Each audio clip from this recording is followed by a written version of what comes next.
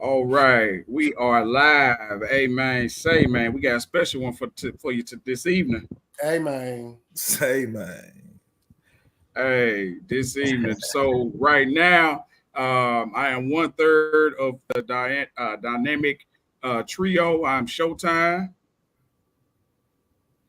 And what up? This your boy Shaft. What's happening? It's your boy Ride Out. Let's get it. and like I said, we got a special one today. We got a husband, a father, entrepreneur, an Yes. activist, a Yeah. revolutionary, and these are just a few adjectives to describe this young man. Born and raised in Meadow Park. Mm-hmm. Let's go. Some, MP, baby, some gonna of make you me may start playing games.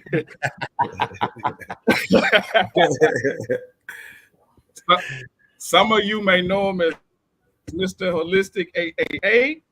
Some of you may know him as the Body Rocker. Uh-huh. Some of you Yeah. may know him as Buddy. Yeah. Let's go, You baby. from the north, you just know him as Jesse. But if you from Yes, the north, sir. you just know him as Jesse. I introduce to some and present to others Mr. Jessie Lawrence. Let's go. Let's go. Let's go. Let's go. Let's lock in, baby. Happy Let's to have lock you, brother. in. You doing all right? Oh man, I'm doing absolutely amazing, fam. Literally zero complaints. The line is way too long for it. So you know what I'm saying? So we literally just elevating every day, all day. Good. Good. Say that. Say that. Say that. Man, Yeah. boy, that was a sermon right there. Just Right. that right there. Real quick. You know what I'm saying? So I learned real early to shake off a lot of weights, you know what I'm saying? Because of what, like I had kids at 19, 20, you know what I'm saying? So I was a father super early. So Right. my whole game changed, you know what I'm saying? My whole mindset had to change because I got a great father. So it was like, there was no way I couldn't follow in those footsteps immediately. So Yeah. you know what I'm saying? Yeah. So it's like Yeah. my life been on some grown man stuff since I'm 19 years old. So it's like it's been amazing. Yeah. Yeah. That's what's up, bro. What's up, bro? Man. Yeah.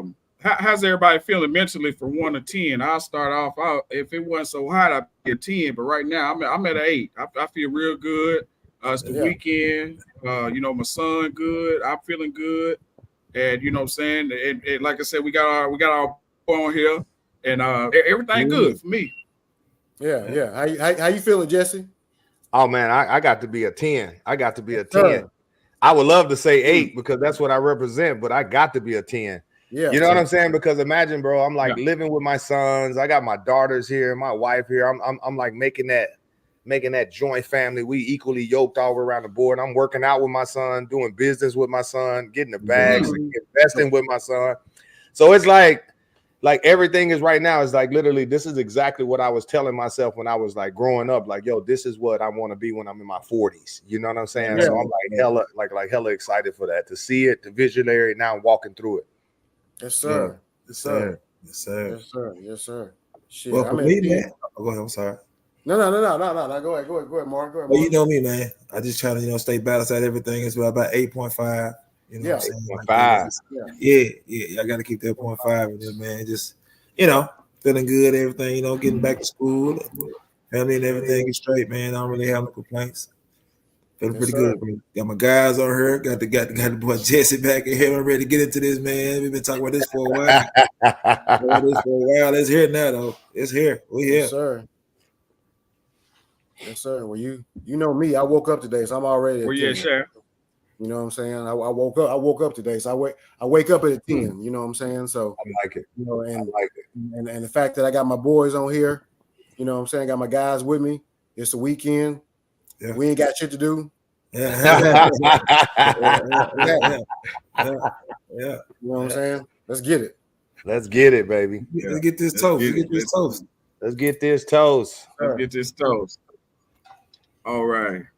This is for those who have seen us at our best and those that have seen us at our worst, and they cannot tell the difference. Let's give a toast to 30 years of brotherhood, my fellas. Let's go, baby. Let's go. Let's go. Man, my boy Showtime got that OG mug though. Man, He got that OG mug right now. I see that. He got that. Man, yeah, let's go. Start this off. What motivates Jessie Lawrence waking up every morning?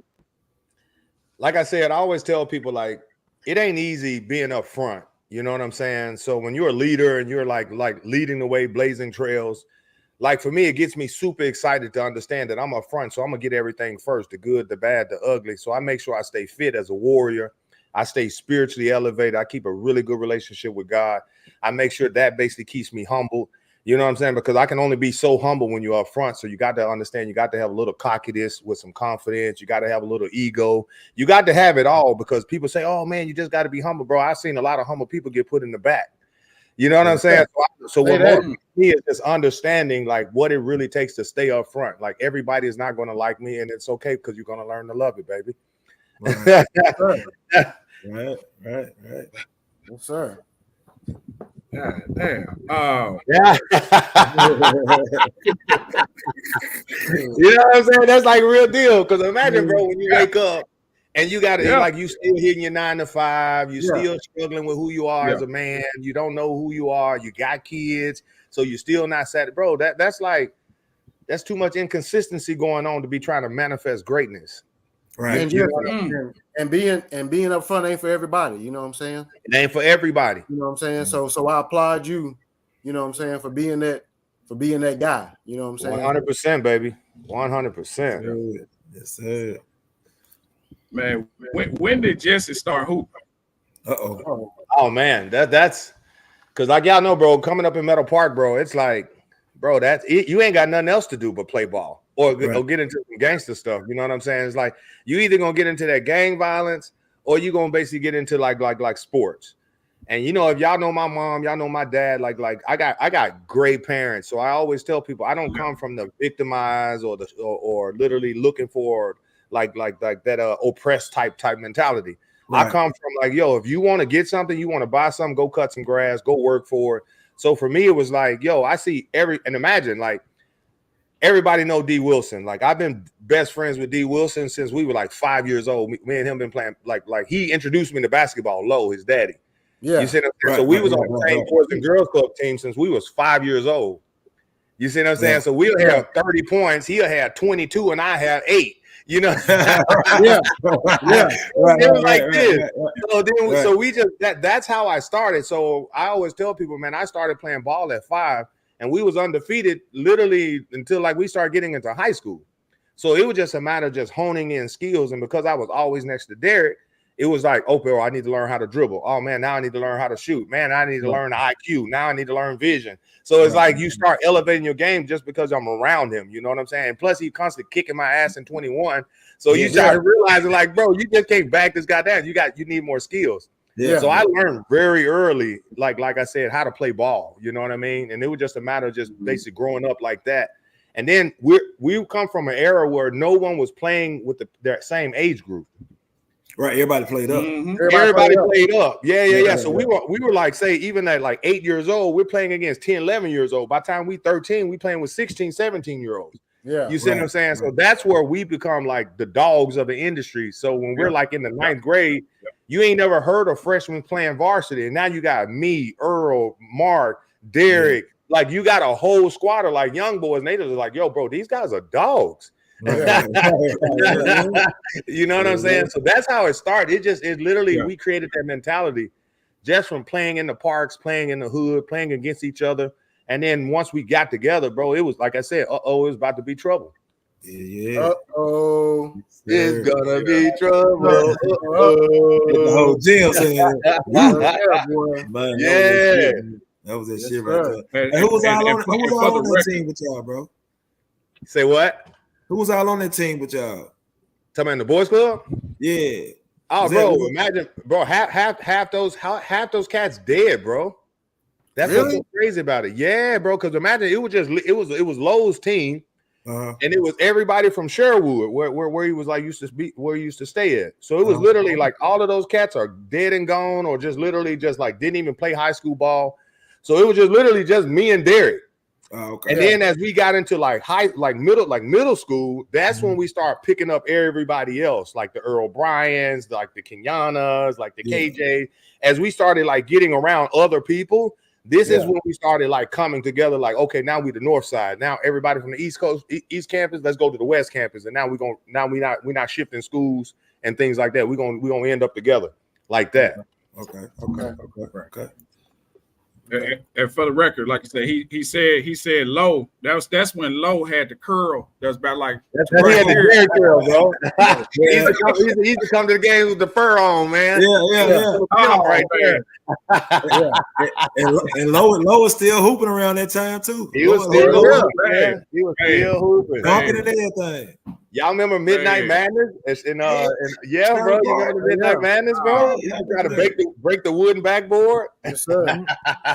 But all that, Brown's car hooping and all that. Low was there, ready to play. That was it, man. Those are the good days. Yeah. Now, speaking of hooping and speaking of the good days, 97, the senior year, there was an article, front page of the C section, sports section, and it had Jessie going up. It had Jessie going up, tipping the dunk on Buck. But tell that story, man. Tell that whole story. So it's so crazy, bro, because it was like, since I was 16 years old, Coach Flanagan has always been in my daddy's ear. Like, yo, man, he's not going to grow over there in North Little Rock. He's not going to grow over there in North Little Rock. I didn't know that, bro. Oh, bro. Coach Flanagan, Coach Rip, they was telling me since I was 16 years old, come to Parkview, I'll get you in the D1 scholarship. You don't need to be playing in the post. We'll make you a shooting guard because we see you can shoot, but you just jump too high. Right. You see what I'm saying? So they've been in my daddy's ear because I used to play on my dad's AAU team and they wanted me to play with the wings. You see? Okay. So I would never switch. I'm just like, no, bro. I'm playing with my dad. I'm not going to just leave my dad, or I'm not going to leave my homeboys. These are people that I grew up with. Yeah. So that's when they used to act. That's when, like, this is when I used to, I remember, bro, when I was 14 going on 15, I had the first conversation at a young man about loyalty. You see what I'm saying? And then Coach Rip started telling me, say, yo, this loyalty is going to take you down to a junior college. This is when he told me this. And I was like, no, bro, like we all going D1. And I was just like, he was like, no, you're not. You don't get it. You don't get it. Like you guys are going to go to a junior college because you guys are not enhancing your skills. You guys are just playing out pure talent. You got to work on your skills. So if you come over here, we're going to get you with your left hand, your right hand. We're going to get you as a shooting guard. So by the time you transition, all of your actual athleticism is going to go with your game. Jesse, that is an incredible story because at North Little Rock, you 100% played in the post. Yeah. But you could easily shoot and dribble. I used to watch you shoot and dribble all the goddamn time. Yeah. You know, bro, all the time. I mean, not to change anything, but imagine if you went to Parkview and actually played shooting guard. You were 6'3" by 6'3"-ish. Yeah. With your size and your strength and your athleticism playing a 2-guard, you would have been a fucking monster. Oh, a monster, bro. A monster. So what brought me to that moment, because I felt like, bro, I work on my skill anyway. You see what I'm saying? I work on my skill 24/7. And so he used to tell me, like, yo, bro, your skill sets, you could be better than my son. But as of right now, my son has more skill ability than you because he's an all-around player. You're a one-dimensional player in that system. So when I had the opportunity and I saw that ball coming on that angle, I said, "Oh, bro, I'm gonna put this motherfucker in the rim, bro. I'm gonna put this motherfucker in the rim." So I was like already like listen and imagine it was on the opposite side of what I like to jump on. Right. Yeah, so it was coming from the left side. Normally, when I come from the left side, I always try to lean in like this. Yeah. But when I caught the ball, I can only do just one little dribble and just come up and just boom. And if I wouldn't have tried to do it so hard, it would have made it. It would have been like any other dunk. But because I tried to I had so much energy and so much force behind it. That's what made the ball bounce all the way to the Raptors. The whole team And it's so crazy that I missed the dunk and still made the first front page. Yeah, right. But Jesse, it looked like he made it on the page though. In the 11th grade, you did dunk on him though. Oh yeah. I still got him. Like this was not the first time. Yeah, I was like, bro, this is not the first time. This just has some energy behind it. I remember in 11th grade, you met that nigga at half. You met him at half court. Oh, bro, you already knew it. And it was 1-on-1. You doped shit at that motherfucker. 100%. Bro, I don't know anybody that I did not dunk on in our action from JV all the way to like senior year. Oh yeah. Yeah. You dunked on them. Like everybody got the bounce. Everybody got it. Everybody got it. Everybody got it. You remember that game you and Brian Glass kept going back and forth? Brian called her, ooh, boom, here come Derek, break the whole press. Jesse, boom. I'm like, oh my God, it's so loud in here, man. Bro, we had the crowd so hyped that day, bro. Yeah. That's so hyped. Listen, like, bro, these were the good days, man. Like I always tell people, like, man, if you could, I wish social media was around when we were in that area right there. So imagine, like, if we had social media reels, we would have some clicks, wouldn't we? Oh, bro, big facts. Highlights, niggas doing the bank here and all kind of shit during the game, man. It was, bro. You remember I dunked on that cat from Jay Friend? I took my jersey off and Coach England was like, Jesse, what the hell are you doing?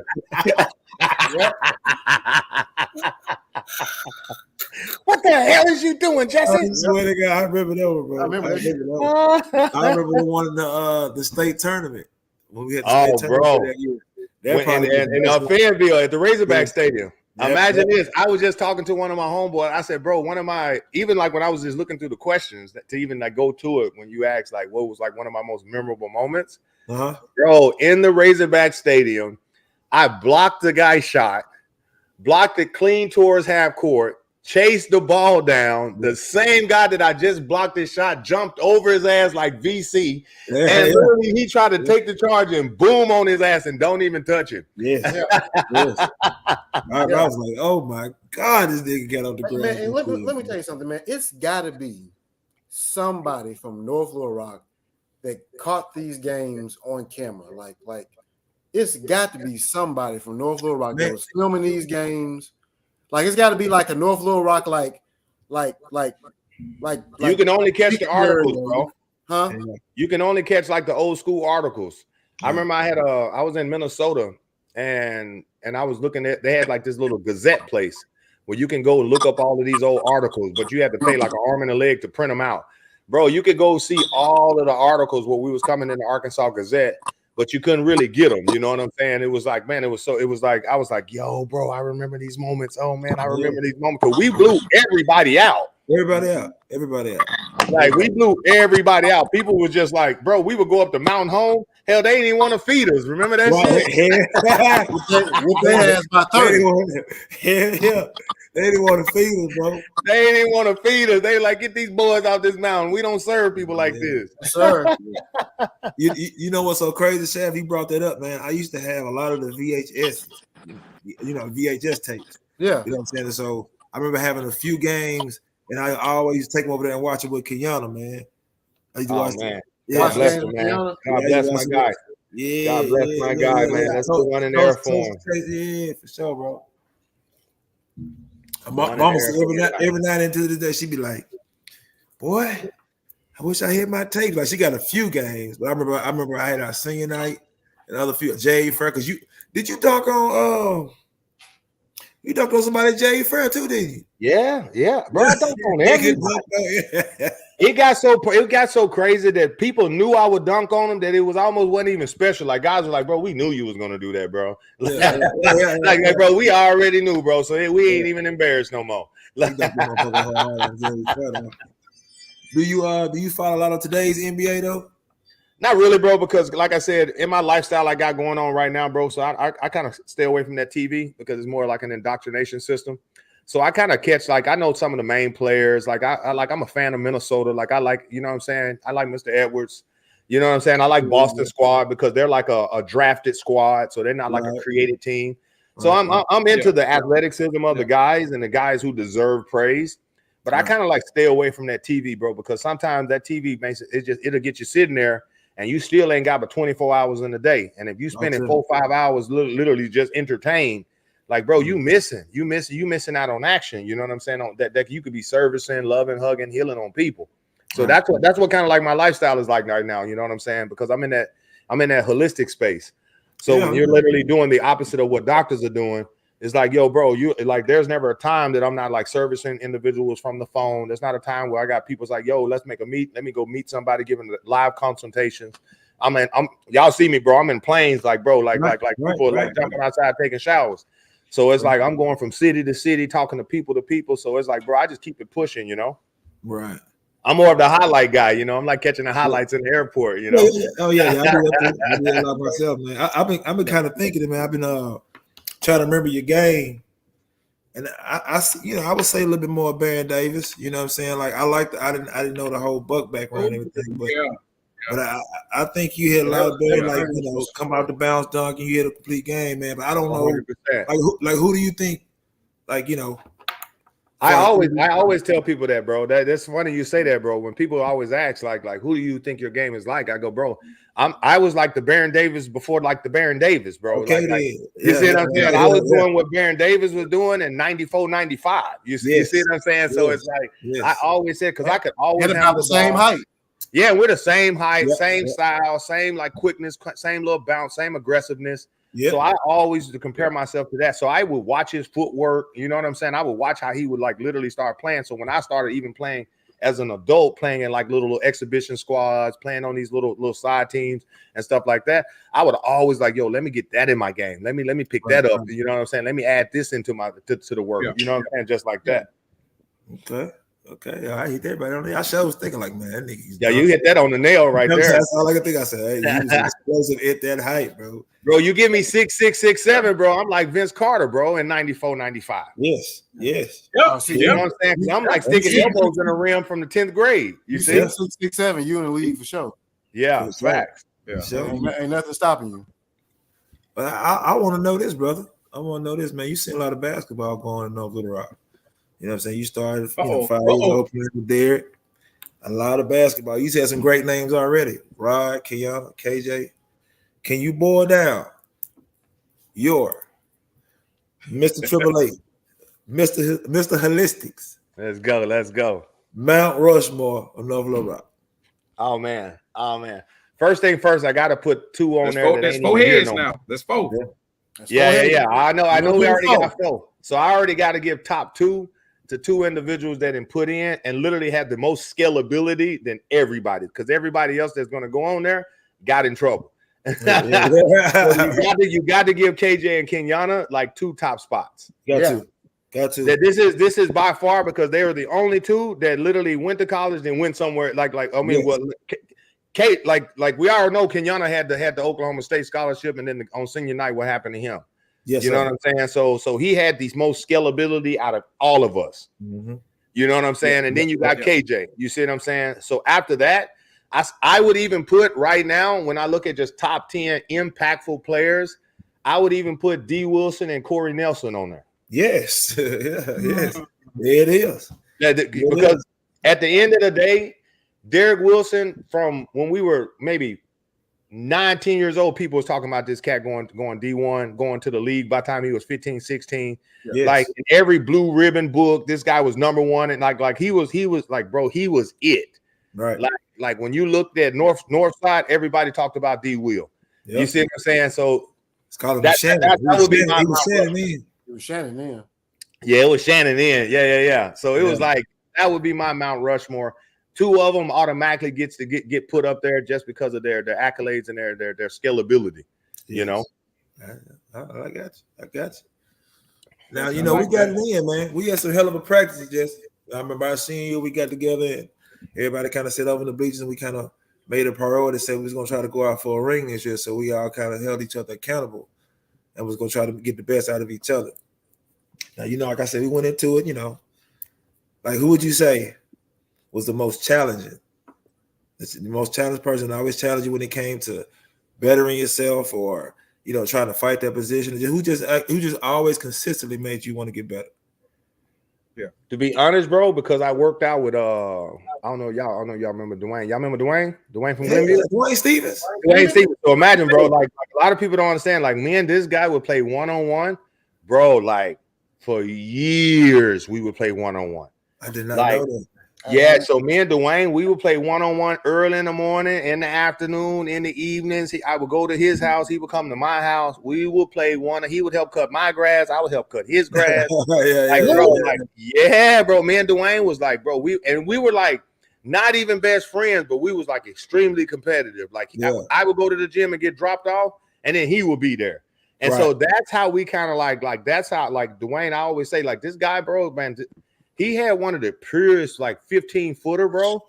Like, bro, like He this shot with guy, both hands, Jesse. He shot both with both hands, right hand, left hand. He could shoot right hand, left hand, and it was just like automatic. And I was just like, man, I need to figure out that consistency that this guy got, because I would literally jump too high sometimes to have a consistent shot. You see what I'm saying? So that was always my struggle, trying to find that range, because I was boom, I would shoot up like a Power Ranger, bro, like bang, and I'm like, okay, now I can just flick the wrist. Okay, now I need to follow through, and then it's like I'm trying to always guide it or scale my shot up. So I would always say Dwayne Stevens always pushed me to the max, bro. On the court, off the court, we was like always on it, bro. Man, damn, I had no idea. I had no idea that y'all had that kind of relationship off the court. Oh yeah, hell yeah, hell yeah. It's interesting I had that kind of relationship on the court, but I had no idea you had that kind of relationship off the court. That's very interesting. Bro, I used to ride my bike on the backside of Glenview and be like knocking on his door, like, yo, bro, where you at? Where you at? I need another run. Like, what's happening? Right. I can't even come outside right now. Yeah. I got homework, Jesse. I got homework.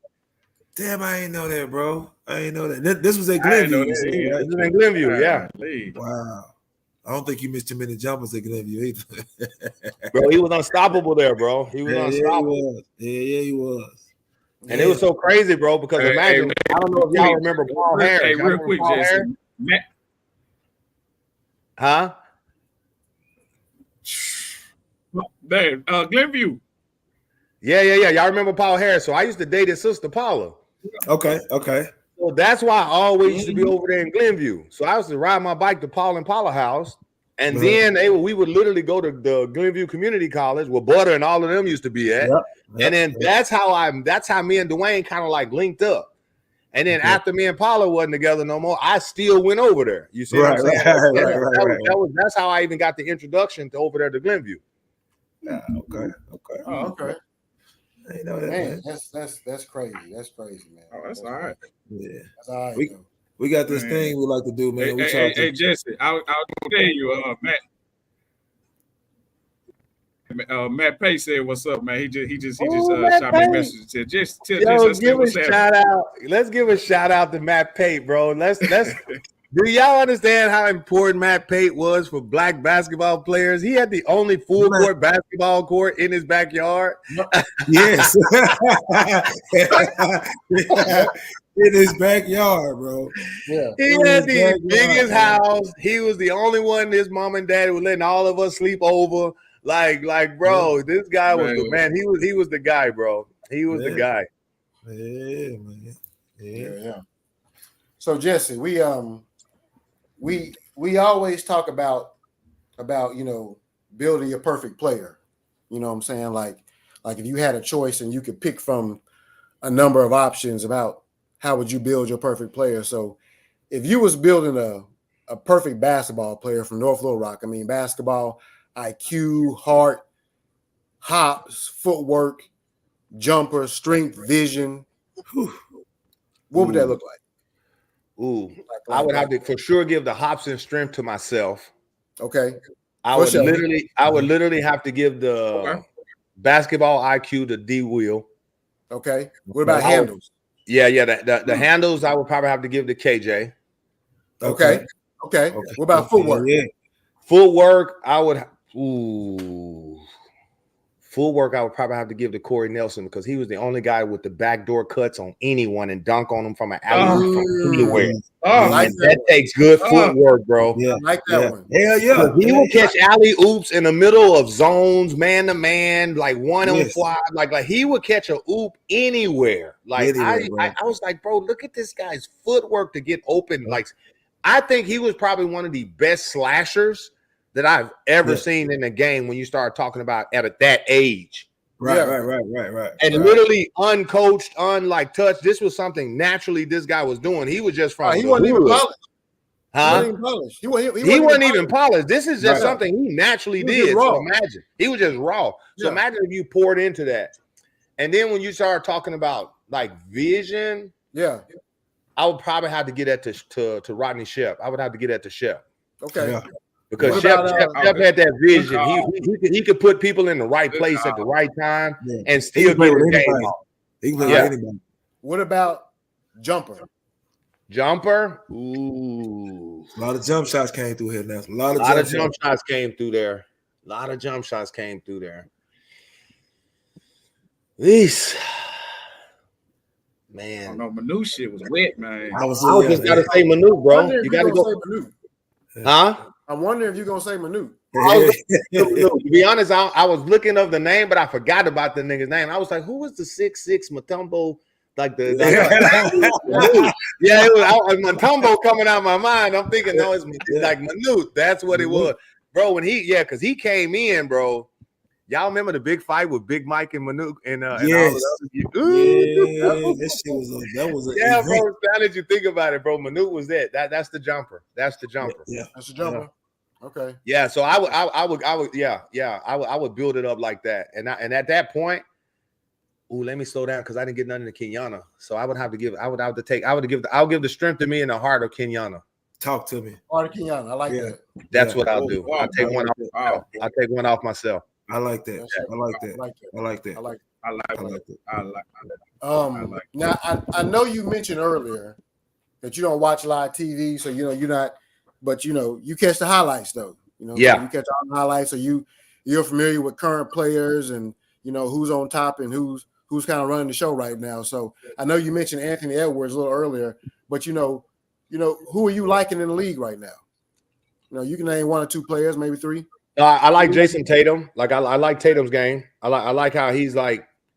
I think when he's with Boston, not when the dream team Tatum. When he's with Boston, of course. Yeah. I think he has the Russell Westbrook, the Kobe Bryant, like that killer mentality. I think he's the next individual that has that one-on-one score on anybody type mentality in that Boston setting. So I really like his game when he's playing with his team. You know what I'm saying? So when I look at Anthony Edwards, he has the hype of the league. So he's the guy that you're like waiting to see something and really, really impressive, like how we used to watch Vince Carter, Dominique, or MJ, Jordan. Jordan. So he's bringing that he's bringing ratings. You know what I'm saying? So now when you look at I'll tell you don't forget about LeBron. Yeah. Let me tell you about LeBron. Yeah, let me tell you about LeBron. Okay. Let me tell you about that. LeBron, by far, I would always say, he's the most ultimate athlete. Like, this guy, you can't even compare his stats to anyone because this guy can pat the stats on all the way around the board. Yeah. What I think about, I go, bro, it's just that era of LeBron is not how it used to be. You see what I'm saying? Like when that Cleveland LeBron, that Miami LeBron, that's not the Lakers LeBron. It's just impressive that he's still doing it. Right. You know what I'm saying? Like when I see LeBron, I'm like, bro, I'm not going to see anything that I have not seen before, and it's not going to be as impressive, but it's still going to be impressive because he been doing it for this long. Right. Yeah. You see what I'm saying? So even when I like have those conversations about LeBron, I'm like, yo, bro, he's 6'8", running a 4.4, 4.3. Like, bro, he 260. He bro, like, how can you not be number one leading scorer? How could you not still be that guy? Yeah. You think he better than Kobe or MJ? No, I think they're just different players. Okay. So when I have this conversation, I go, bro, I will compare LeBron more to Magic. That's how everybody. And then I would say, like, yo, Magic is nowhere near LeBron. I would compare Kobe and Michael Jordan together. Yeah, you see what I'm saying? And I'll be like, yo, bro, like Michael Jordan is Michael Jordan. You see what I'm saying? But then you look at them, bro, like all of them had their eras. And when you look at that era, you go like, bro, he is him in this era. Kobe is him in this era. And LeBron is him in that era. Yeah. Every era, you got a new him. Yeah. Right. So when people start saying, well, I go, bro, if you look at the league today and you take Michael Jordan, the him of his era, and put him right now where you can't touch him, I think Mike would average easy 50. He'll average 50. Yeah. 50 with all that spacing out there with shooters around him like that. You can't touch him now. You can't touch him. You got to look at the game, bro. Imagine when Mike was literally averaging 12 free throws when you could touch him. Imagine being able to not touch him, bro. He'll get 20 points from free throws. Yeah. Imagine when you improve his game and you get today's technology and today's training, bro, you're going to build him up to an ultimate where now he's going to have a better 3-point shot. He's already off the ball like cold-blooded with the turnaround. So you're looking at the time frame and how people getting up so many shots today. He's gonna fade you in the post. Yeah. It's over, bro. Right. Because imagine that's what I tell people. He was getting those shots off in the most aggressive era. Yeah. Right. Now you can't even literally put the hand check on him for more than 4 or 5 seconds. You got to let him go. So the minute you let him go, bro, it's over. Right. It's over. And now he's shooting what, 75, 80%? Bro. Yeah. Bro, and now you take him from taking 20 shots a game to 35, 40 shots a game. Look how many shots Kobe was getting off. Right. This guy hit Kobe shot about 50 times a game, didn't he, Mark? Yeah, he shot like 50 times a game. So I tell people, like, bro, when you a sniper like that, like, how could you do you? But now you also tell people, bro, I had like a little stint where I was like on the practice squad with the Atlanta Hawks, bro. So I had like a couple 10-day contracts with their ass. Do you know how hard it is to get off a shot in that setting? Hold on. That actually pivots to my next question. So hold on for a second before you go there. So I'm curious about this because we all know about your high school career, very illustrious, yoked on literally every fucking body. Everybody. High school basketball career. But I I'm curious. Right. Everybody got a taste of it. You know what I'm saying? But I'm curious, where did hooping take you post North Little Rock? So, bro, like I signed right after school. I almost didn't want to go to school. So I did like 6 months just like, you know what? I'm just going to be a father and I'm going to start a business. So I started a business right out the high school. And a lot of people don't know that I started a perfume business. I didn't know that. Yeah. So I started a perfume business. And while I was in my perfume business, I was still hooping. So imagine, bro, I was walking like from street to street to street, bro, selling perfume at gas stations. Because imagine, bro, I was like already trying to like make money. You see what I'm saying? I was like, bro, I don't know about this college shit because I ain't trying to. I was just in that indecisive type energy. You know what I'm saying? I'm like, bro, I don't know if I'm ready to leave home. I don't know if I'm like, but I know I want to make money. You see what I'm saying? So I started a perfume business, and then at the same time, I was still playing ball. So I got like a little offer. I went to this little, I think it was what was this little camp? I did a camp in Memphis or something like that, and I got like a little full-fledged scholarship in this little Fort Scott Community College. I did a year over there in Fort Scott Community College, bro, and I averaged like 31-11. God damn. How many? 31-11 in the Jayhawk Conference in Fort Scott, Kansas. I played against like Sean Marion. Playing what position, Jesse? Playing what position? 2 and 3. I played 2 and 3 in junior college. Basically the 2. So that's where my game kind of like transformed from like going to the post and then being a strong 2 because I would still post up at the elbow. You see what I'm saying? Like I would post up at the elbow, I would post up at the wing, and then I would literally work them in and I would go to the hole, bro. And I was averaging 88% from the free throw line. So I could get to the basket. I was still dunking on niggas. I was still shooting the 3. So that's when my game kind of advanced. And so I signed a scholarship with Delaware State after that. Okay.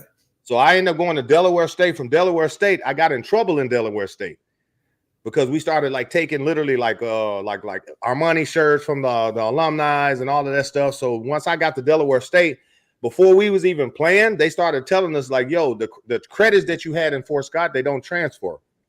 Okay. So imagine, so before I could even play at Delaware State, they tell me, yo, bro, and imagine by the time I get to Delaware State, I already got 2 kids. Okay. Dang. So this your second year this your second year out of high school? This is my second year out of high school. So this is 99. And I actually know at 99, I got one going into 2000. I get my next one. 2000, I hit the Delaware State. So my youngest son is already born. So I'm just like, yo, bro, like if you niggas are talking about credit and you're not finna let me play and you finna tell me I'm finna red shirt over here for a year just to get some credits up, I already got a business back home, bro. Like I need to go get Infamil. And that shit, and you talking 2000, bro, Infamil was still $13 a can. That's what it was. Our boys were going through that shit 3-4 cans a week. So you're talking 2 sons, bro. You're talking 6 cans. Yeah.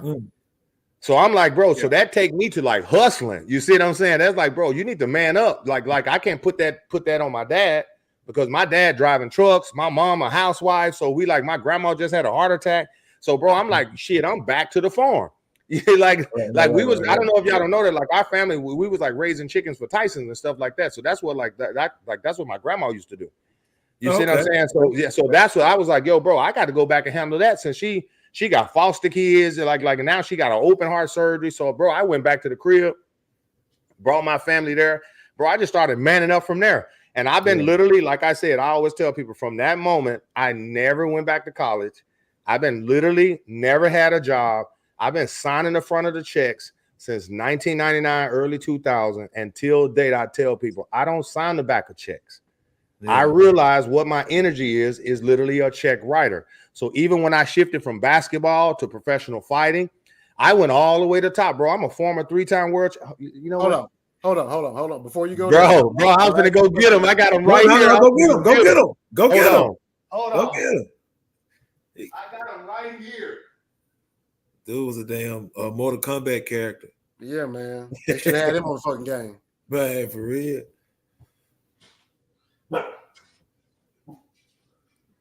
That's crazy, man. Shout out to Monique, Nathan. Appreciate you tuning in, Monique. Look at that, y'all. This is in my room out there. You see? Okay. You see what I'm saying? So what are those belts, Jesse? Bro, I was I had a 2-time world champion in Muay Thai at 195 and 185. And then I have an ISKA kickboxing title. Here it is right here out of Russia. You see what I'm saying? So wait a minute, hold on. You were fighting in Russia? So no, I was fighting in America, but the title got open, so I challenged for the title, and then because they thought this guy was just going to basically run through me, they accepted, but they don't realize I was a dog. You understand? So they didn't. How do you still have the belts? Huh? How do you still have the belts? Did you retire with the belts? Yeah, no, bro. I went 42-0. I went 42-0. God damn, bro. I went 42-0, and then I got in trouble again. Wow. I got in trouble again just from that hunger of understanding, like, get rich or die trying. That north side, that I always call it the north side curse, bro. Yeah. It's like the north side curse, bro. It's like no matter how much money I had, no matter how much fame I had, bro, I still went back into the streets, bro.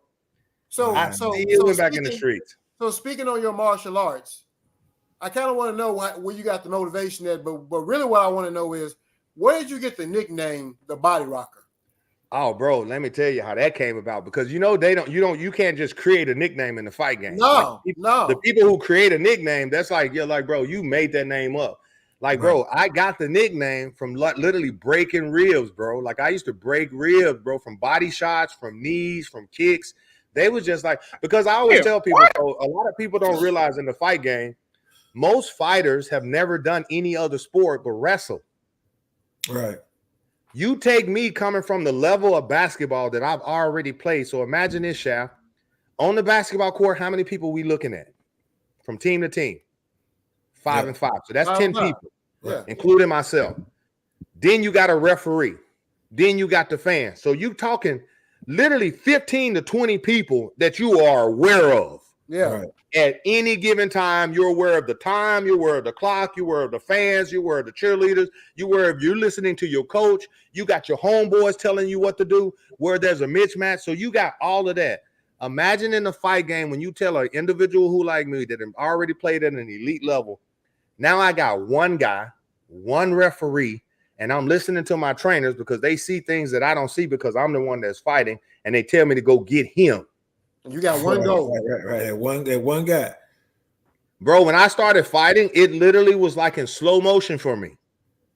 Wow. Because basketball is so fast. So when people will say, like, bro, how are you fighting guys that are already 18-2, 23-1, and I'm like 2-0? And they're like, you're not scared? I said, bro, what y'all fail to realize, you can take all of this environment away, and I'll whoop this guy's ass on the street for free. Right. Like, this is what people fail to realize. Yo, we've been fighting, bro. We've been fighting our whole life, bro. Oh yeah. So you legalize it to me. You certify me. You train me up. Like, bro, it's like a walking weapon. What a lot of people didn't realize, before I started getting in the ring, bro, I was already certified as a hand-to-hand combat specialist. I already knew knife training, gun training. This is what I was doing in my little spare time. Damn. Wait, hold on. See, this is the shit that a lot of people don't understand. So as a father, bro, imagine I had kids. The first thing I thought was, if I'm going to build kings, I better learn how to protect them. So I went and got knife training, gun training in Sherwood. Okay. You went. So they train you to use a fucking knife. Oh, bro, yeah, it's like Krav Maga. It's like it was living art self-defense. So it teaches you how to use in close combat, knife training, like direct. Like if someone was to come up on you, because I was already like literally like trying to figure out like how could I protect my family in a crazy ass environment like we are in Little Rock. Right. You see what I'm saying? Because at that point when we were growing up, bro, we were like second to the murder's capital of the world with that blood and Crip type shit. Yep. So I'm like, bro, I'm like 19, 20 years old and don't give two shits about color. We all banging our hat to the right. We all like throwing up folk like it's nothing. And we ain't even gangsters, but we represent the North Side. Right. You see what I'm saying? So at any given point, bro, if you was playing ball, this is the only reason why you wasn't untouched. The minute you stop playing ball, like niggas are like coming after you at that point. Yep. Yeah. And so we were the only people from the North Side that could go to Little Rock and play ball and nobody really trip on us. Right. So I said, if I'm still going to be going over there off of Roosevelt, off over there in East End and stuff like that, yo, bro, I'm going to make sure I got some skills because we still went over there when we was in our 20s. Yep. Yeah. You see what I'm saying? And now we got homeboys who are like, they brothers deep in the shit. And they're like, bro, the only reason why we ain't touching you because we know you were like that nigga over there on the North Side. So we got respect for you, homeboy. Yeah. You see what I'm saying? So I say, yo, how long would that last when the next generation come up and they don't know me? Yeah. Right. So that's when I said, you know what? They might not know my son. So if I plan on growing my sons up through this era, I better be able to protect them. And that's why when they got weapons training. So, bro, so that took me to martial arts because basically I started learning how to teach people self-defense. Okay. So when I was just running, like I created a kids program before I started fighting called Little Strikers. Don't forget, bro, I've been in business for myself since I'm 19, 20 years old. Right. Yeah. So now I got this certification. I can teach hand-to-hand combat. I can teach knife training. I can teach people how to shoot. I started going to the children because I've always been about the children. Yeah. So I started teaching the children. I started a little kids program called Little Strikers. Okay. And this is where I was teaching 6-year-olds to 12-year-olds just the basic foundation of like martial arts, fitness, and just how to base. And this is like 2004, 2005, just how to defend themselves, which that whole program blew up to kind of like an anti-bullying program. Okay. Where now the only way how you stop bullying is you give some kill some athleticism because that's where it really starts, where a guy basically goes to PE and he don't even know how to run because his dad is a tech guy. And he dealing over there with us, and we've been running and jumping since we 5 years old, jumping over fences. Right. So we making fun of his ass when he can't do push-ups. Right. And like, so that's where bullying really truly started. So I started understanding like the whole mindset of a bully, and it's not even the bullying, which is the bad part now. It's the individuals who watching and literally recording it. Yes. So now bullying is on steroids from the individuals who were looking at it. Right. Yeah. Right. See, so now when you start basically enhancing the children, now you make a better future because now those situations don't even happen because the same individual that's thinking about bullying someone, he'll mess around and get his ass whooped just by judging somebody. Bullies get bullied. Bullies get bullied. You see what I'm saying? So that was the whole intentions of starting that program. And then I went to Des Moines, Iowa with one of my homeboys because he was fighting as an amateur. And then that's how I end up fighting for the very first time at a 195 in the Muay Thai tournament. And imagine, bro, I'm till date, out of North Little Rock, out of Sherwood, I'm the only individual to switch from like basketball, at a professional playing at that, because I was just coming with the little stint of Atlanta Hawks as a little practice squad with literally Chris Walker. Oh yeah, so, So I was over there with Creek, and so I was So imagine when we come up out of there, because we were playing on the Nike squad. I mean, I was telling you about with Shaka. That's how the Ludacris video came about. Yeah. So imagine we coming from that, bro. I'm already in self-defense. So I basically go from literally basketball to mixed martial arts to Muay Thai. I'm the only guy to win a amateur world title within 6 months of fighting and a world title within 1 year in the same exact year, bro. Imagine that shit. Wow. Imagine that shit. So this was like unheard of. And then from there, bro, people stopped wanting to fight me. So that's when I had to travel out. That's when I would go to Thailand and fight.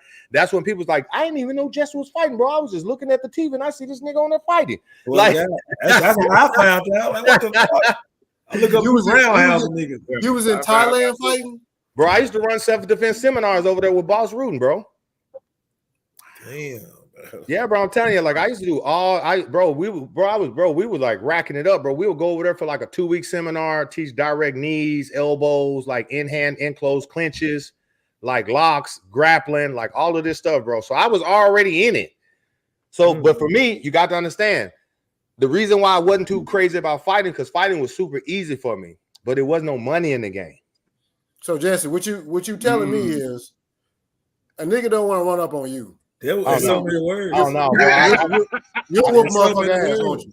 If Bro, you gonna make me go get my weapons, bro. I got weapons all through my house right now. My daughters are 3 and 1. Sound like you don't even need them. Oh, that's for sure. That's for sure. But imagine I get in trouble for using these. I know. So imagine right now, someone runs up on me. It's easier for me to use a blade and get in less trouble if I just slice him than if I hit him. Wow. Damn. If I slice somebody in a self-defense situation, I'll literally get like a $500 fine. If I hit him, bro, it's like, bro, that's like jail time for me. That's crazy. Just do the damn video. Now, if I stab him, that's a whole nother conversation. But if I just slice him up, and like, yo, officer, I warned him. I sliced him because he got too close. He made me fear me for my life. So I just sliced him a little bit. Just a little bit. I just hit him with one of the IPs. You know what I'm saying? You're a video game character, Jesse. I'm like, oh yeah, Liu Kang, real live Liu Kang. Like, Yeah. That's facts. You said you fought in Thailand. Like, where else did you fight? So I fought in Thailand. I fought in India. I fought in the Philippines. I fought in London. I fought in where's some places? Damn, boy. Oh, bro, yeah, bro. I'm telling you, I was easily 16 different countries I've had matches in. Wow. To give you an even crazier story, when I went to India, I basically got contracted in with the Indian Army to train their Greyhound unit, which is the terrorist unit who literally runs the Nepal border.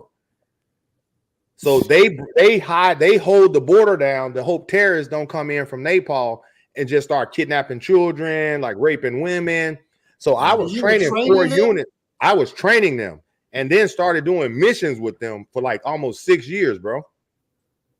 In India, bro. I was in India almost 8 years. So imagine, like, not only my biggest accolades in India, one of my units walked around with Michelle Obama and her kids when they came in 2010. This is when I got political. Okay. And this is when I realized, because I knew back then when I saw Obama and all of this shit coming in, I said, yo, bro, I don't know if y'all don't know it, but Bill Clinton and Hillary, bro, they was like, they was on the other side of the bridge, bro. They was in Little Rock. Yeah. They've been killing, I don't know if y'all want to say this on y'all podcast, but they've been killing motherfuckers since like the 90s. You see what I'm saying? They had a hit list from the 90s, bro. So my uncle used to sell weed for Roger, Bill Clinton's brother. You see what I'm saying? So I'm like watching and witnessing all of this shit that my uncle homeboys are dying, and he telling me like, yo, buddy, like my uncle like crazy as hell. He went to jail over that shit. My uncle did 9 years over that shit. So imagine, Beautician's daddy. Oh, okay. Okay. Yeah. Beautician's daddy. Like he did 9 years over that shit, and this is like my mama's brother. So this is like my favorite uncle. Right. You see what I'm saying? So I'm like he didn't went to Vietnam, he didn't went to war. So he already kind of crazy. Yeah. You see what I'm saying? So people like taking that as crazy, but bro, he talking real shit. So imagine fast forward all of that shit, bro, and I get to 2008. I'm already getting ready to head to India, and I'm trying to discuss, do I want to stay in America? Do I want to basically like jump off? I see Obama coming there with the lizard. Yes, we can. Yes, we can. And then I see him being promoted by Hillary Clinton. Mm-hmm. This was a no-go for me. You see what I'm saying? So I'm just like, yo, bro, if he been prepared with this one, when I know she a certified witch, bro. I don't know if y'all don't know that. Y'all can go look it up, bro. Hillary Clinton went to school to be a witch, bro. I didn't know that. Bro, she has a certification of a witch, like Harry Potter type shit. And people like, yo, bro, no, this is like, let's vote blue. And I'm like, say what you want. I'm going by energy. It's a little demonic over there. So therefore, I'm just going to just stay in the middle. Just a little demonic, huh? It's a little demonic over there, bro. So I'm not into politics. So I'm just going to stay in the middle. So I'm going to go to India. So I went to India 2007 going into 2008. Mm-hmm. I'm in India 2 years. I'm already representing. I got 2 gyms over there. I done did a couple of movies over there, like real shit, bro. I done did a couple of Indian movies over there. You gonna slide that by. You Bro, can't I'm telling you. You're not Indian gonna slide movies? that by. So you did some Bollywood movies? I did some Bollywood and some Tollywood movies. So because I'm already into martial arts, I did choreographing for some of the fight scenes. So when I like that, so that's what I got. That's how I got into movies. And then they started saying, "Yo, like, would you like to play this scene?" So in some of the, I played like, you remember that movie, like the Sherlock Holmes movie when he slowed everything down, he was fighting this guy and he was like calculating everything. He's fighting the big dude in the ring. 100%. So I played a movie where I was the big guy and the guy was doing that to me, but I created the whole scene. Wow. Damn, bro. What's the name of these movies, bro? I'll give it to you. I don't know how to pronounce it, but I'll give you these movies and stuff like that. So I was training the movie stars, and then because I'm already training the star, he was like, "Yo, bro, let me do this shit on you. I think it'll be perfect." You know what I'm saying? So that's how I got into the movies and stuff like that. Once I started doing the militia work, it was kind of like, "Yo, bro, I ain't got really time to be playing movies when we over here doing some real shit now." You know what I'm saying? So in 2010, 2 of my units was basically scheduled out to basically monitor the Obamas when they came in 2010 on some Bill Gates type shit. Okay. This is when I'm sitting back and I'm looking at my guys come back and they're like telling me all types of crazy shit that's going on. And this is when I get on the Bill Gates kick and like this bro is like on some depopulation type shit. Like this guy's poisoning our food. This guy's like this guy brought polio to India.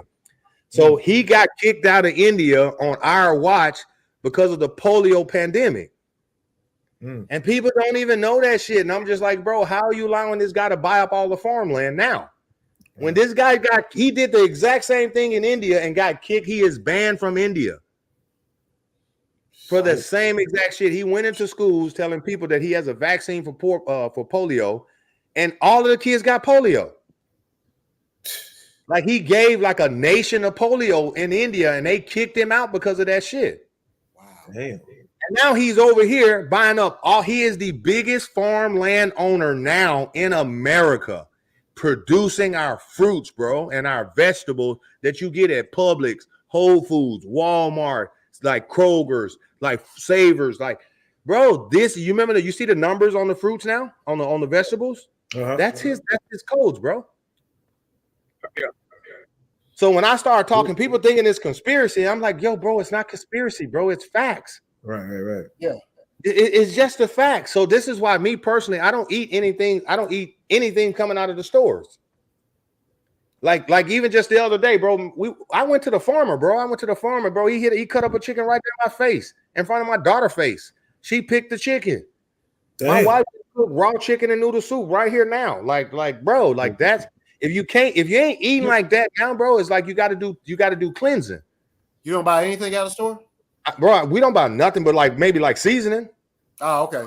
Like the little. I mean, you get the basics, but I'm not going and buying food. That's for sure. I'm like no. I get food from the land, bro. And if I can't get it from the land, you ain't buying a can of green beans out of Walmart. Absolutely not. I got a vegetable farmer literally 20 miles away from here. Brazilian guy doing it all. Okay. You can get a satchel of it. We buy cows in the auction, cut them up, and we spread it through the family. Okay. Yeah, you old school with it. Bro, again, this is how it is because it's so much convenient to go to a store and just buy a ribeye for $30 that looks good. And then when you look at what the chemicals are in on that plastic that they seal it in, like, bro, if you knew what that chemical would do, you wouldn't give it to your kids. The problem is a lot of people are not educated on it. So they just look at the meat and they say, you know what, I feel like eating a steak. So that's the instant gratification that even social media brought into us. Because back in the day, if you wanted a steak, it wasn't easy. You see what I'm saying? So you got to think about it like that. When your grandma wanted a steak, it wasn't easy for them just to walk into a store and get a steak. Right. Yeah. So that's how I had to revert the mindset. Like, yo, bro, I'm not going to get caught up in the instant gratification of just eating fast foods, eating products. Because if you look at the statistics of cows, there's not a cows that is literally registered in the USDA that is enough to basically service the burgers that McDonald's sell a day. Let me repeat that for the individuals who are listening. I'm listening. I'll say it again. There's not enough cows registered with the USDA, which is registering beef for you to eat safely In these stores, there's not enough registered cows to literally service what the burgers and the amount that McDonald's sell to you daily. So if that is the case, what is Wendy's and Burger King selling? Right. Yeah, we just talking about McDonald's. We ain't talking about the other. Yeah. We just talking McDonald's. What you think Applebee's selling you?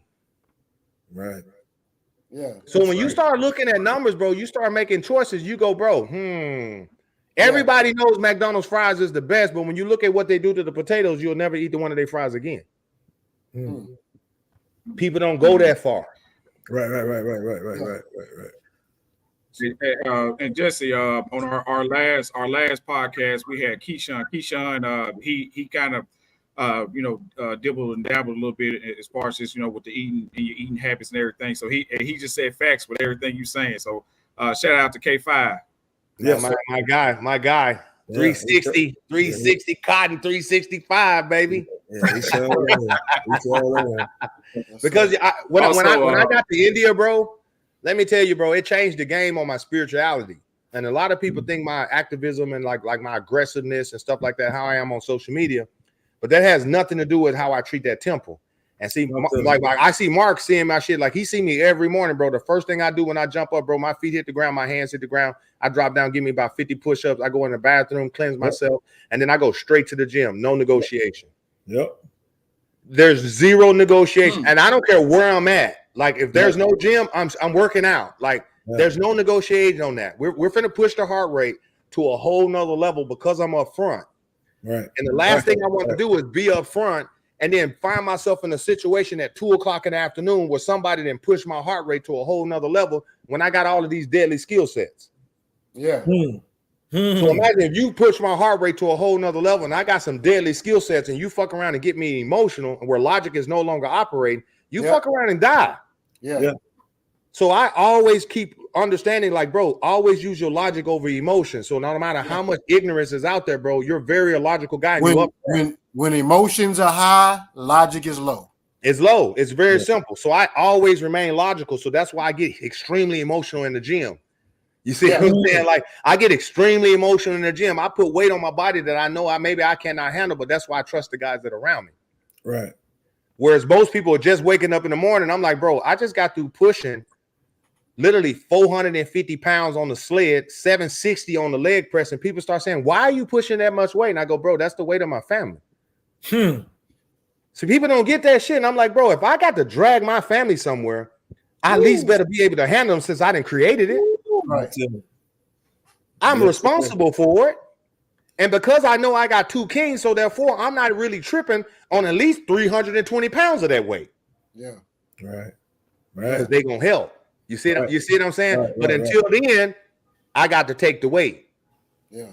So when people are like, yo, bro, what the hell is you doing with 410 plates of 45s on the sled, pushing it down and back? And that's like last set. Damn. You don't see the 10 sets of squats. You don't see the lunges. You don't see the hack squats. You don't see the calf raises. I don't show none of all that. I just show you that, bro. This is what we ending with. I maxed out the other day at 375 on bench after doing literally 4 sets on decline, 4 sets, literally starting at 225, 245, 275, finishing with a power at 315 from decline, incline, flat. Just so you make me feel like, bro, you make me feel like my little morning workouts ain't about shit. You know what I'm saying? I remember that question, why they call you the body rocker. That's there you go. I'm in the gym 6 days a week. Make me feel like my workout ain't shit compared to what you doing. They gotta step it up. That's about 50 more push-ups to that motherfucker. God damn, I gotta step it up. Yeah. That's the key, man. That's my drive. Yeah, I definitely want to say, and I put it in the chat. Please check out Jesse's website, www.mrholistic888.com. Amazing products. Definitely check them out and support. We want to take a small pivot. This is where we do the either or. So you have to answer either or. You have to answer one of the other. If you can't answer, you got to take a shot. So we all participate in this. So the first question I have is, who had the most Hobbs, Jessie Lawrence or Earl Bryant? Oh, definitely me. For sure, me. Yeah. I would say if I because I got to give Earl his credit because this motherfucker did high jump over 6'5". Yeah. Earl had a different type of hops. He had straight up hops. Right. He could go straight up at any given time. Like if you put what was the big box? Like Big Daddy Payne. Big Daddy Payne. Yeah, so he could jump over Big Daddy Payne like it was nothing. So could I. But I could also do it backwards. I could also do it sideways. So I had like I could jump higher, but I could also jump in different angles. So that's where I would say I jump higher for sure. You were more athletic than Earl was. I was more athletic than Earl when it comes to that. Yeah. I agree with that. Okay. Still want to drink though. I'm drinking anyway. Shout out to Earl Who Bryant. was stronger in the post? Yeah, shout out to Earl. Go ahead, Jamon. Go ahead, Jamon. I think he froze. I think he froze. All right, go ahead. Okay, Go ahead. who was stronger in the post? Who was stronger in the post? Dwayne Stevens or Marcus Burley? Marcus Burley. Man. Marcus Burley, bro. This guy was like I knew you was gonna say that, Jesse. Yeah. He was Charles Oakley of our time. Yes. Marcus Burley, hands down. Now he wasn't as finesse as Dwayne, but strong. Yeah. Ooh. Yeah. It didn't give a damn. Didn't give a damn, bro. By fouling you, he didn't. It was so hard man. to score. That's what I said though. That's what I was telling him. I said, man, Burley he brought the best out of me, boy. Burley pushed you to the T, bro. Burley, especially in practice, you're like, bro, what the hell? We on the same team. All right. Like, you gonna say shit to walk off, fail your ass again. Like we play together, motherfucker. You know. Yeah, like nigga, we got to play together tomorrow, Burley. What the fuck? Right.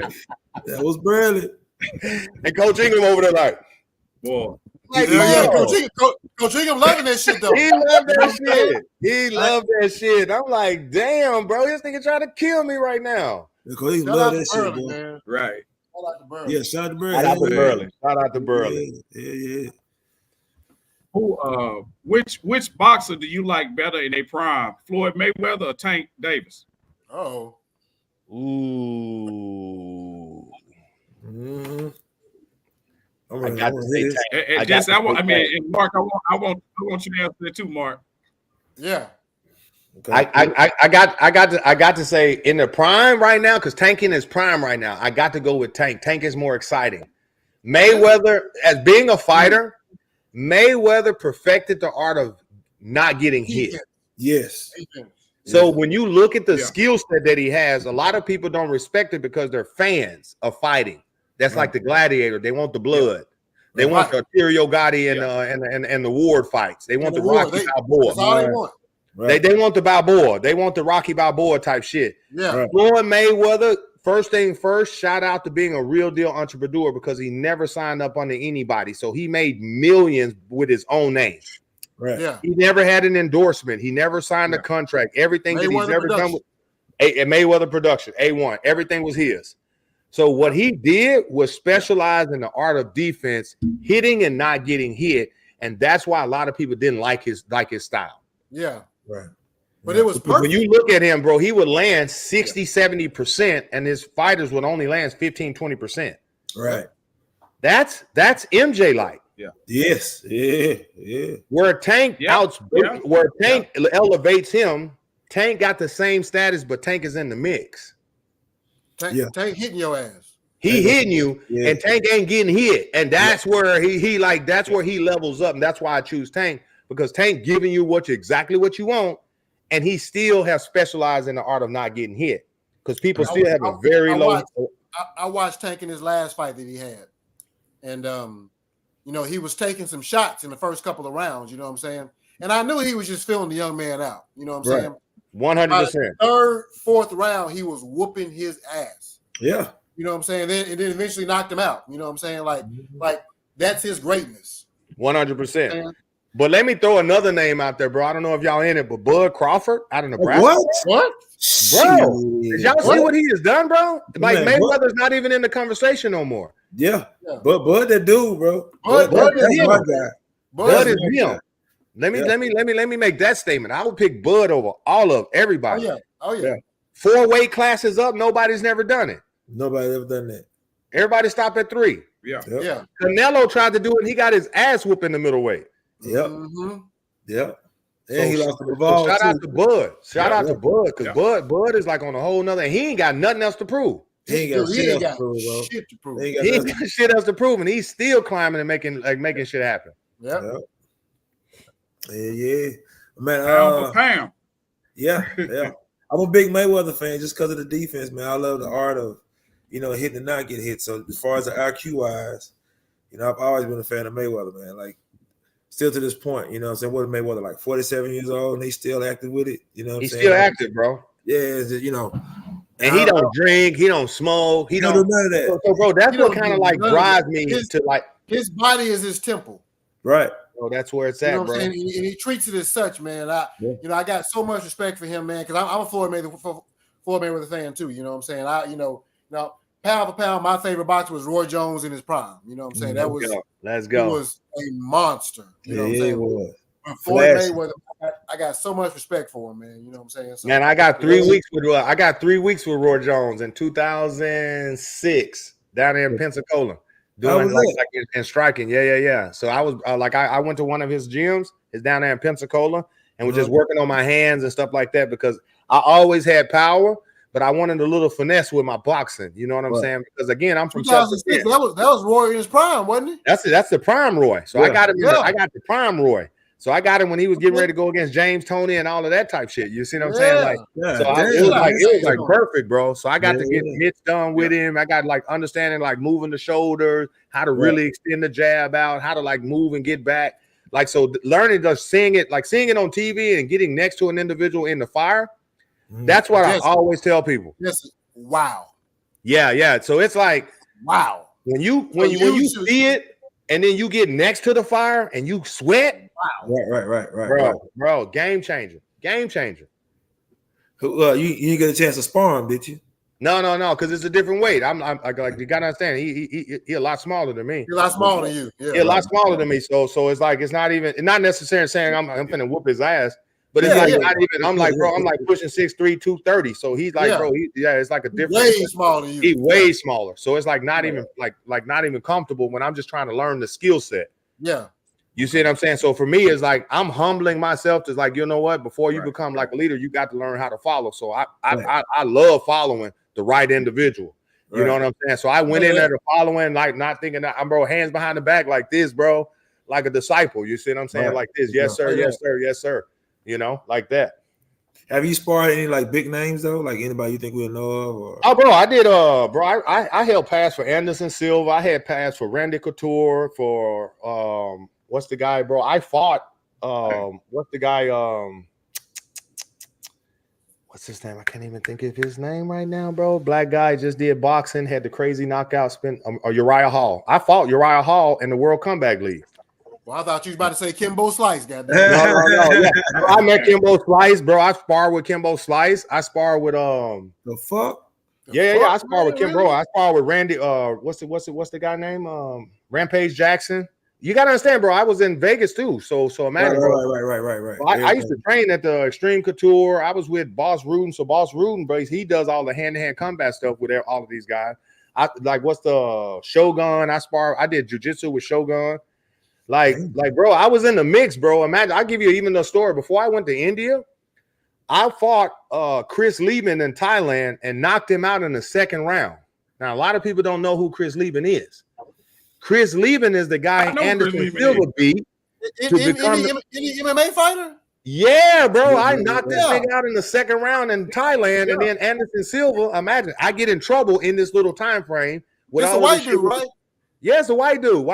Yeah. I know. So he's the guy Anderson Silva beat in front of everybody to fight Rich Franklin for the world title.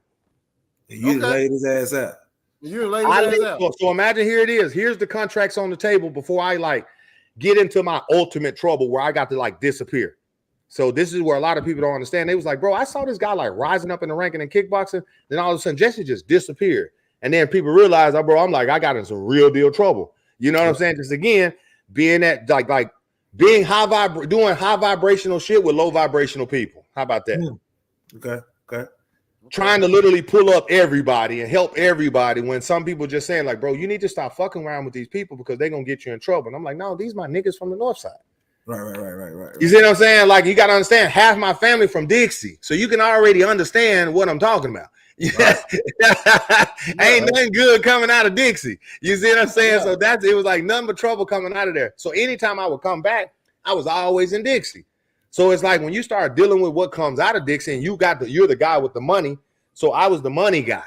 You see what I'm saying? So I was always basically doing like this. So in the mix, imagine 2006, 2007, they told me if I beat Chris Lieben, I would literally get a contract for 5 fights for $100,000 for the UFC, and my very first fight would be Anderson Silva. This is exactly what they told me. Let me tell y'all this. We might be from Arkansas, but we don't think slow just because people think we slow. Right. I've been doing business since I'm 19. Motherfucker, you ain't finna offer me 5 fights for $100,000 and not give me a time frame when the 5 fights gonna happen. Right. 100,000 ain't shit. I'm making that in the streets already. Right. Yeah. So that shit didn't impress me. So I was like negotiating, and they don't understand why I was negotiating because they thinking that offer to me was like, oh, we're gonna give you 20,000 sign-on bonus. Like, nigga, I got a $20,000 chain on right now. What the hell y'all talking about? Right. I got 2 Escalades like sitting in the back of my mama house right now. What the hell y'all talking about? You see what I'm saying? So the shit that they were trying to throw at it because they thinking I'm just some country ass dude, like that shit didn't really faze me. And I already had kids. So anything, if I'm trying to sign the front of some shit or the back of some shit, like it got to be mad lucrative. Right. Yeah. So I was already like, you know what? I'll go to Thailand, fight this motherfucker for literally $7,500. I fought his ass for $7,500, $2,500 just to show up. Knocked him out in the second round. Partied over there for a week. Came back home. When I came back home, bro, all shit hit the fan. Yeah. Next year, before I get ready, bro, I'm jumping off. I see Anderson Silva fighting fucking Chris Lieben. Same nigga I just knocked out. Hell no. So imagine I'm going, bro, that's supposed to be you. Right. That's what I was saying. I know that kind of fucked you up a little bit. So that kind of like made me feel some type of way. And I said, you know what? This is the decision making. You see what I'm saying? This is when you start understanding, like, bro, you're meant for bigger things. And it took me hitting rock bottom to really understand that and going to India and just taking my shoes off. Because imagine, bro, when I went to India, just to kind of like my choice was either go get locked up or literally you're going to have to leave the country for a little while just to kind of like cleanse this shit out. This was my option, to be honest with y'all. Since we like got probably the whole north side watching right now. Yes, sir. You see what I'm saying? So I was just like, yo, you know what? I ain't finna go behind nobody's bars. I'm a father. Right. So I chose to leave. So I left. And when I left, bro, I was in a place where I've never been before in my life. I don't know nobody over there. I've been dropped off over there. And now I'm forced to find out who Jessie Lawrence really is. Right. Because at this point, I'm either playing basketball or I'm a fighter. I really don't know who I really am. I know I'm a father, but I don't know who I am. So now I had to find myself. And it took me taking my shoes off, becoming grounded, understanding like, yo, bro, there's a whole nother level of life just using skill sets. Right. When you start using this, oh, bro, life got so much sweeter. Life got so much sweeter, but the problem was it was like I was by myself. So I didn't understand what was the whole question of this journey when all my whole life I always wanted to do it for my family. I wanted to do this for my kids. And now everything that I'm achieving, I'm doing it by myself and nobody really see it. Right. You see what I'm saying? So that basically brings me to the individual who you guys see today, because at the same time, you never really see somebody change. They always disappear and then they come back better. Yeah. So when I look at my journey, I go, bro, that 8 years that I did in India made you better. That made me better. Oh, yeah, of course. It made me so much better because now I can get over here and now I see those same as low vibration individuals. I'm like that now. Right. Let me educate you real quick, homeboy. Right. You ain't gonna sell me no fucking dreams no more, bro, because you ain't even been where I've been. Right. Hell yeah. Yeah. You ain't even been where I've been, so don't even try to sell me on some shit that I already know. It ain't even gonna take you lower than where I already been. You see what I'm saying? So that's what takes me into the hoods, educating on individual. Because when I got to India, I started reading. I started self-educating myself. I started understanding my history. I started understanding my analogy. I started understanding the temple, what's really going on. If you start literally listening here, versus listening to your heart and like in your brain, because your brain will really fool you. I started slowing them thoughts down, controlling my emotion and listening to my instinct. You see, listening to that gut. Right. And when that gut is that whisper, that's your soul, that's your spirit, that's that godly energy that everybody is blessed with, but nobody really listen to it because of the ego is basically screaming at you. Okay. So when you start quieting the mind, you start meditating, you start changing your eating habits. Bro, when I went to India, bro, I was still drinking Cokes, eating chips, eating fast food, not even aware of the system's fuckery. I'm just like a moving vessel. Yeah. I get to India and ain't none of that shit over there. I see them using Coke for pesticide, killing weeds in the gardens. They weren't drinking it? They weren't drinking it. Damn. So I'm like, yo, bro, what the fuck y'all doing with the Coke? They was like, that's not to drink. And they was like, you drink that? Oh, you Americans are crazy. Half the shit that we got over here, they don't even sell over there. Their cereal, their breakfast, everything is totally different. So that's when I started realizing, yo, maybe Indians are poor, but India is not. And that's when I started elevating up. I said, bro, they're so wealthy because they're spiritual, they're healthy, they're family oriented. You got families with grandmas 2-3 generations living in the same home. They don't disperse out because they're like grown. Okay. So imagine when you start talking about generational wealth. They believe in arranged marriages because they're not just going to allow their daughters or their sons to go out and venture into the world and just start just saying, I want to experience something. When they make sure that you're equally yoked with the individual that we put you with, so you can experience with this other equally yoked individual. Right. Gotcha. So when you look at the whole concept of like, yo, bro, I would rather have someone that doesn't really know anything and I don't really know anything, and we experience everything together, versus me coming to a woman and I have to basically tell her like, yo, listen, I got like, you know what I'm saying, about 4 or 5 kids. I got about 4 baby mamas. I got like this situation going on. Like, bro, what is all of that shit? The people think that you got to hit these experiences just to have a learning lesson. And that's learning the wrong thing well. Yeah. Okay. You see what I'm saying? Like, bro, we don't have to constantly hit the bottom to start asking God for help. Like, bro, you can hit your highest vibration and he is like always right there. Yeah, always right there. So it was like, bro, it like took me to, like I said, it took me literally going to a whole nother place to like just seeing the view of different people, seeing young men 22, 23 years old, married already 4 or 5 years with a family and a business. Damn, 24, bro. So I'm just like, yo, what is this place? Like this is not what I'm expecting. You know what I'm saying? I'm thinking I'm gonna go over there and see motherfuckers in huts. I get over there and you got Bentleys on the side of the highway wide open, and the guy with a suit and the guy that is from the slum sitting on the street drinking chai together. Everybody happy. Damn. The guy that's on the street don't care about the Bentley. The Bentley guy don't care that this guy's on the street. Everybody's playing their role. Everybody's Hakuna Matata. It's like, once you see that, bro, it is off the chain. Put a whole new perspective on life for you, didn't it? 100%. So what does your current journey mean to, matter to you? What is your current journey matter to you personally? Like, it's literally just understanding, like, bro, you can't change where you come from. All you can do is just be better daily. And that's like my mission, bro. Like, just being better than I was yesterday. And I had a hell of a yesterday. Yeah. You know what I'm saying? So that's how I look at life right now. Like, bro, it doesn't take much to be successful. Just if you were throwing trash down on the ground yesterday, bro, pick that shit up today. You didn't make your bed yesterday, make that shit today. Right, and like these are the little bitty things that really truly like certifies greatness. It's like literally just being better than you was yesterday and just climbing that ladder on a daily basis, because life ain't gonna never stop. That's what it's not. It's gonna keep going now. That's what's gonna happen, brother. How would Jessie Lawrence describe a perfect world? What does it look like for you?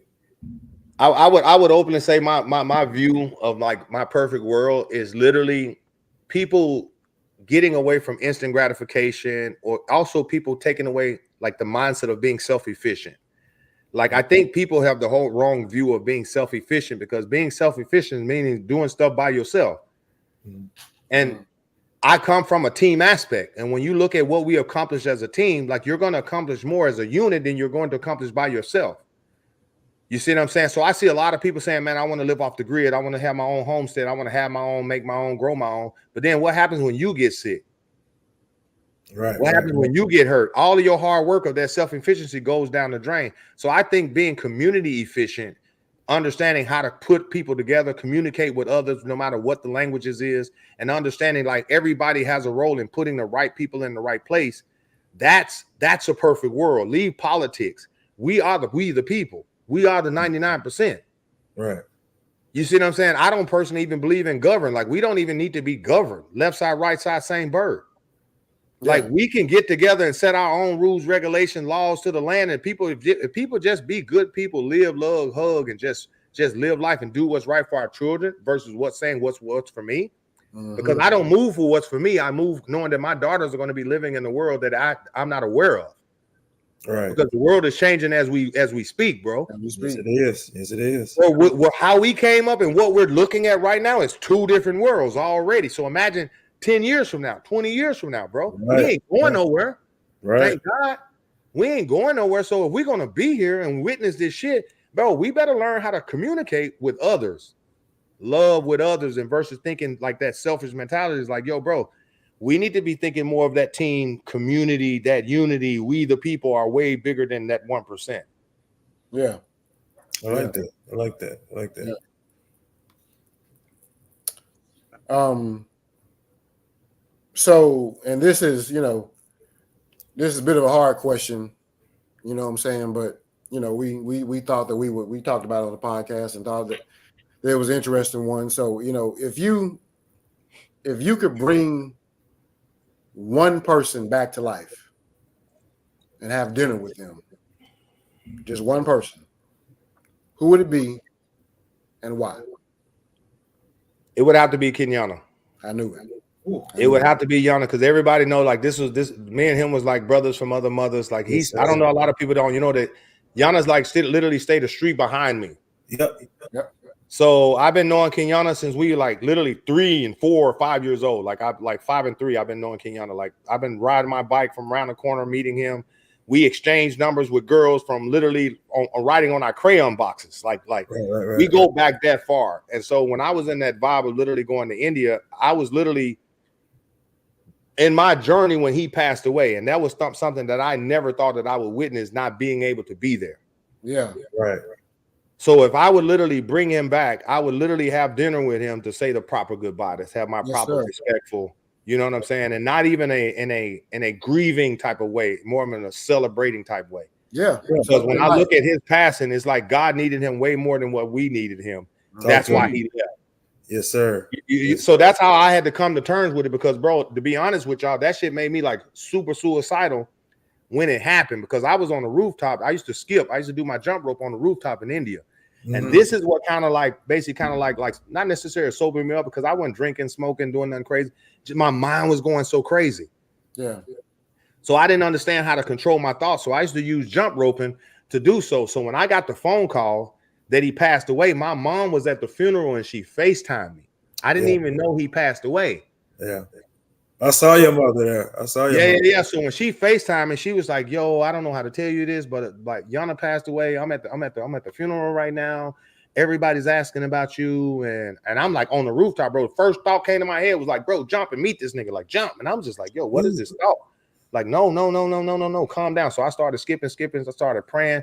I sat down and I said, yo, no, you know what I'm saying? Like, I know God ain't never gonna put me in a situation that I can't bear. And knowing Yana, he knows that if I was gonna be there, I was gonna be there. And because of my current situation, I'm still there spiritually. Right. So to answer that question again, I would bring my guy back, have dinner with him, and literally lace him up with a proper goodbye. You know what I'm saying? With a proper goodbye. Yes, now, if I'm not mistaken, bro, one of your children, are they carry Kenyatta's name? Yeah. My second son got his middle name. His middle name is Kenyatta, Nicholas Kenyatta. I heard that. Yeah. So we used to call him Yana when he was like all the way up. Okay. That's real. That's like real. That, keeping it 100, just keeping it 100. Like the name lives on, baby. Oh, for sure. KT. Yes, sir. Yes, name sir. Lives on. I'm down with that. I absolutely love that. Absolutely love that. So Jesse at 19 already had his business. Had his child, had kids at a young age, man. What about 17-year-old Jesse?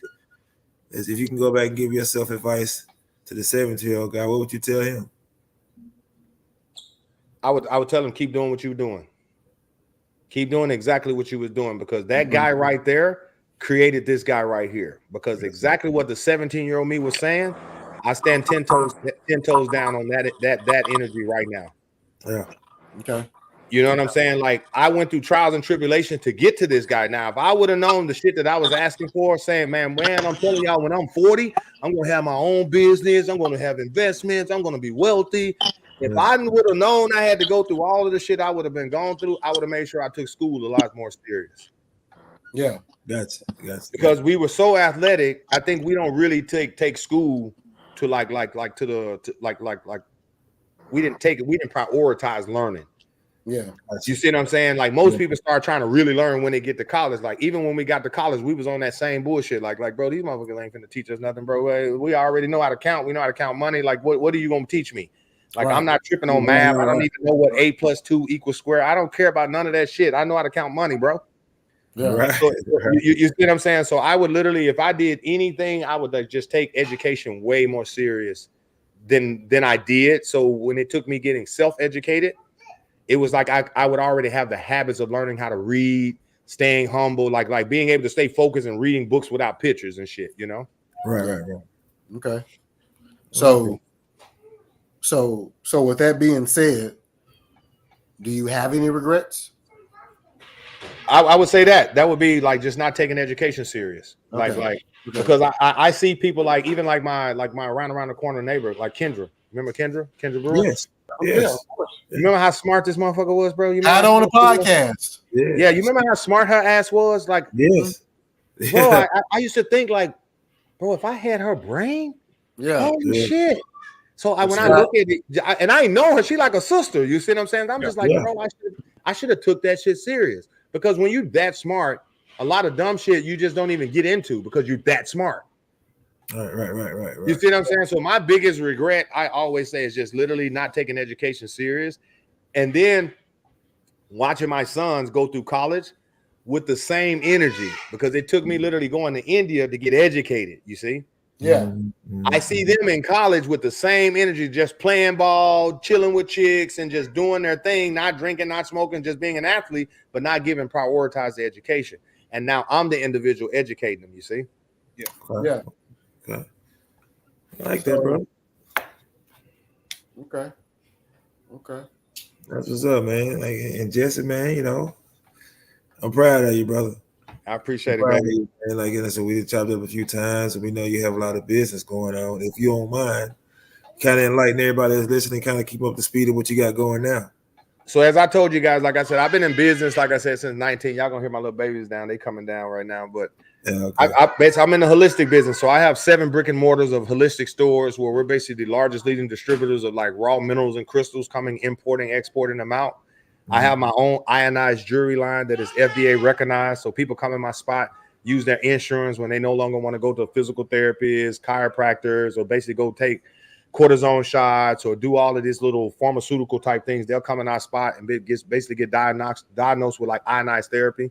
So we have several different levels of basically ionized bracelets that individuals wear, surgical stainless steel. So we have our own manufacturer. So no nickel in our product. So you can shower, you can sweat, you can swim in all of our stuff. So you ain't got to worry about it irritating your skin, going green. We do over 150 different trade shows where I go out, basically keynote speak and basically service the actual individuals who are attending the events. So we partner with Harley. We got partnerships with literally like home and garden shows, like rodeos, like any industry that is out there. Literally, I've knocked on those doors, sent emails, set in the individual space, made contract deals, shook their hand. And like, we're literally at like almost 17 years into it now. We do over like 150 different trade shows all year. Yeah. Like big business. We produce literally like 6 figures every 30 days. Like that, like real deal. So it's like everything that I was ever asking for. If you would have told me it would have came through this, man, I would have told you was crazy. But it's like that saying, be still and know that I am God. Okay. Like, yes, be still. Just be still. I'll set you with something that you won't even prepare for. Now that you got it, understand. If you can understand the small, I'll prepare you with the big. And this is my journey right there. I love that, brother. I love that. I love that. Love that. Now you're gonna have chicks coming like, man, I see you got that money right now. Let me. I always knew you were gonna be something.